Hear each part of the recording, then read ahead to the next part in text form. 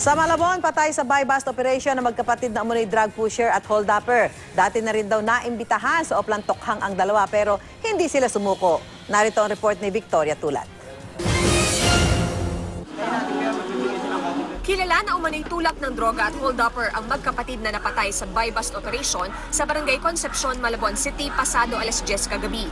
Kinilala ang mga napatay na sina Reggie at Charlie Wong. Sa screen door ng kanilang bahay, makikitang tumagos ang bala, indikasyon daw na nanlaban ang mga suspect. Ayon kay Police Superintendent Ali Duterte, hepe ng Northern Police District Special Operations Unit, unang nagpaputok sina Reggie. After ng buy-bust, nagkaroon ng hambulan dito dahil na mga otoridad yung kanyang mga katransaksyon. At nung dumigit na yung tauhan at Diyos may pintuan niya, pinutukan. Sa mga larawang ito, makikita ang wala ng buhay na magkapatid.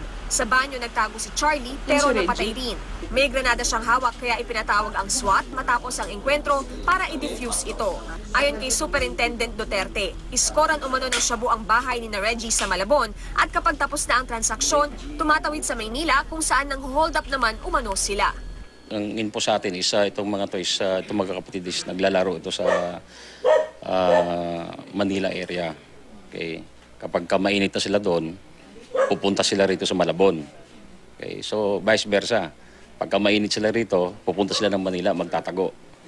Okay. So medyo may katagalan na rin natin itong sinosurveillance. Sinubukan na raw noon ng Malabon Police na imbitahan sa Oplan Tokhang ang dalawa, pero hindi sila sumuko. Bukod sa granada, nakakuha rin ng revolver at 8 sachet ng hinihinalang shabu. Ang ilang kapitbahay, bagamat hindi raw nakakausap ang magkapatid na Wong, naniniwalang tulak ang mga ito. Maraming talagang dyan, pumupunta para kumuha. Ito ang unang balita sa Malabon City. Victoria Tulad, reporting.